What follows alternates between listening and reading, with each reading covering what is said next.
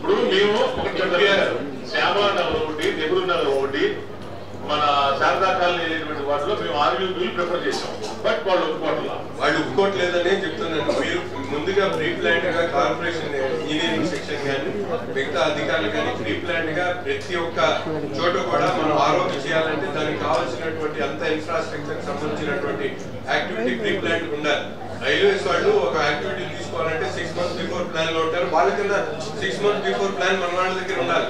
ఇప్పటి వరకు రేపు ఆర్ఓబి నిజంగా మనం శాంక్షన్ చేయించుకునే ప్రయత్నం చేసినప్పుడు వాళ్ళు డిపిఆర్ ఇస్తారు. డిపిఆర్ కి ముందు మన దగ్గర ఏది మినిమం ఇన్ఫ్రాస్ట్రక్చర్, మన మినిమం దాని మీద ఉన్నటువంటి ఎక్సర్సైజ్ ఏదా జరుగుండాలి.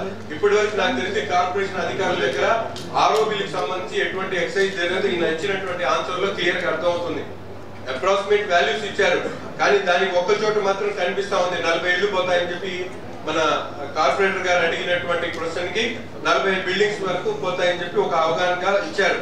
నేను అనేది మిగతా 5 చోట్ల కూడా ఎక్కడైతే మనం ఆర్ఓబీస్ ప్లాన్ చేస్తా ఉన్నామో అక్కడ మినిమం దానికి అవసరమైనటువంటి మినిమం మనకి ఎంతవరకు ల్యాండ్ ఎక్విజిషన్ అవసరం, లేకపోతే ఎన్ని బిల్డింగ్స్ పోతా ఉన్నాయి, వాళ్ళకి ఏ విధంగా కంపెన్సేట్ చేయడానికి ఆ లోకల్ బాడీ రెడీగా ఉందో ఇదంతా కూడా మినిమం మన దగ్గర ఆ కెపాసిటీ మెయింటైన్ చేస్తేనే ఆర్ఓబి శాంక్షన్ అయిన తర్వాత కూడా it takes more than 2.5 years.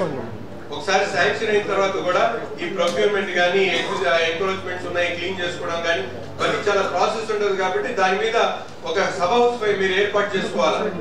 నేను మేయర్ గారి ద్వారా మీ అందరూ కూడా తెలియజేస్తుంది ఏంటంటే హౌస్ కమిటీస్ మీరు ఇంట్లో ఇప్పుడు మన కార్పొరేషన్ సంబంధించి ఈ ఆర్ఓబీస్ మీద పనిచేయడానికి ఒక 4-3 కార్పొరేటర్స్ ఒక 2 అధికారులను నియమించుకోండి. ఆ సబ్ హౌస్ మీకు దాని మీద పూర్తిగా దృష్టి సారించి ఇటువంటి వ్యవహారాలన్నీ ముందుకు నడిచేటువంటి ప్రణాళిక సిద్ధం అవుతుంది. ఇవన్నీ లేకుండా మొత్తం మేయర్ గారు కమిషనర్ గారు చూసుకోవాలంటే ఇది జరిగే పని కాదు. మీరు ప్రతి ఒక్క కాన్సెప్ట్ ఇంపార్టెంట్ కాన్సెప్ట్ కింద చెప్పినటువంటి వాటర్ ట్యాంక్స్ గురించి ఒక 3-2 కార్పొరేట్లకు అప్పచెప్పి దానికి సబ్ కమిటీ ఏర్పాటు చేయండి. అలాగే ఈ ఆర్ఓబీస్ మీద ఒక సబ్ కమిటీ ఏర్పాటు చేయండి. దాని మీద కంటిన్యూస్ ఎక్సైజ్ జరుగుతుంది. ఎక్సైజ్ జరిగినప్పుడు రిజల్ట్ ఓరియంటెడ్ గా మనం ఏం కావాలన్నా చేయగలుగుతాం.